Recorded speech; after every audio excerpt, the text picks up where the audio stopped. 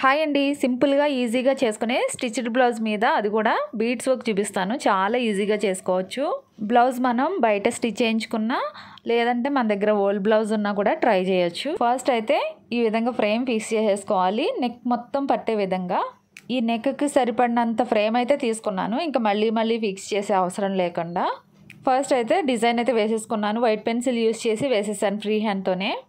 ఇది కుట్టుకోవడానికి 2 వరుసల దారం నీడిలోకి ఎక్కించుకోవాలి. 2 వరుసలు ఎక్కించుకుంటే 4 వరుసలు అవుతుంది కదా. 2 వరుసల దగ్గర 3 వేసుకుని స్టార్ట్ చేసుకోవాలి. చైన్ స్టిచ్ వేస్తున్నాను. కొంచెం దూరంగానే వేస్తున్నాను, మరీ దగ్గరగా ఏమీ వేయట్లేదు.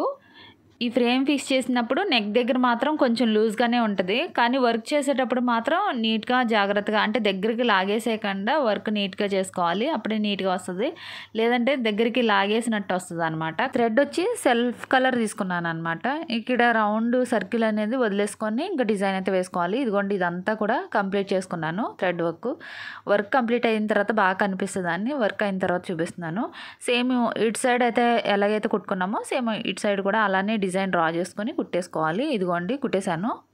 నెక్స్ట్ బీడ్స్ తీసుకున్నాను, అంటే దీనికి మ్యాచ్ అయ్యే విధంగా తీసుకున్నాను అనమాట. బ్లూ కలరును గోల్డ్ కలరు షుగర్ బీడ్స్, వీటిని కుట్టుకోవాలి. ఇదిగోండి, ఇక్కడ లైన్ ఉంది కదా, ఈ లైన్కి కొంచెం దూరంలో ఇవి వేసుకునేటప్పుడు కాటన్ దారంతో వేసుకోవాలి. 2 వరుసలు కాటన్ దారం ఎక్కించుకోవాలి నీడిలోకి.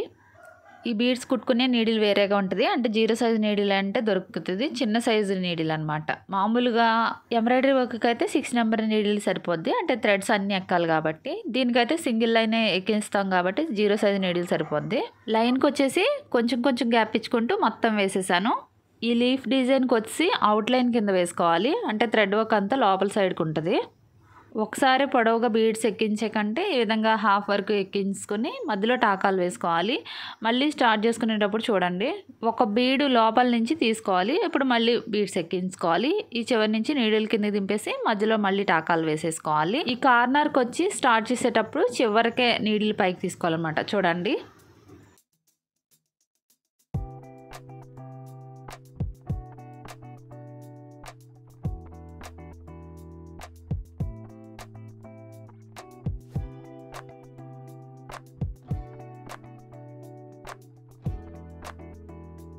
అవుట్లైన్ కుట్టడం అయిపోయిన తర్వాత లోపల సైడ్ ఫిల్ చేసేసుకుందాము.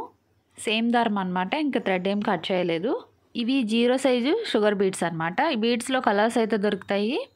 వేసుకునేటప్పుడు క్రాస్గా వేసుకోవాలి, వీడియోలో చూపించినట్టు దగ్గరగా వేసుకోవాలి. లోపల మొత్తం ఫిల్ అయిపోద్ది. ఇన్ని అని ఏం లేదు, క్రాస్గా ఎన్నైతే పడతాయో అన్ని బీడ్స్ ఎక్కించుకొని వేసుకోవాలి.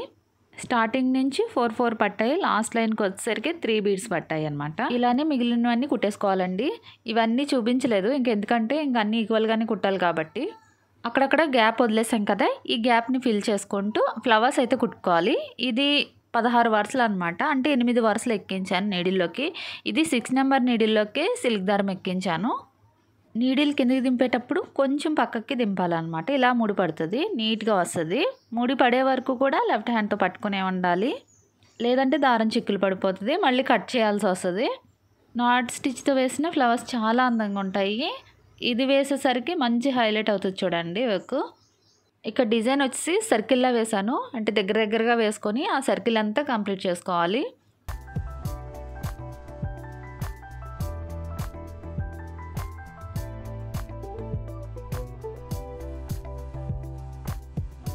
ఇదిగొండలుగా ఫ్లవర్స్ అయితే కంప్లీట్ అయిపోయినాయి. ఇలానే ఇటు సైడ్ కూడా వేసుకోవాలి. మొత్తం కంప్లీట్ చేసేసాను. చూడండి ఎంత నీట్గా కనిపిస్తుంది. చూడండి, ఫ్లవర్స్ కంప్లీట్ అయిపోయిన తర్వాత బీడ్స్ వర్క్ కూడా అందంగా కనిపిస్తుంది కదా. శారీ మీద బ్లౌజ్ కాదు ఇది, దేని మీద బ్లౌజ్ కమెంట్ చేసి చెప్పండి. నెక్స్ట్ హ్యాండ్స్కి వచ్చి బీడ్స్ వేసాను, ఇది నెక్స్ట్ వీడియోలో పెడతాను. వీడియో ఎలా ఉంది కమెంట్ చేసి చెప్పండి. నచ్చితే లైక్ చేయండి. Thanks for watching.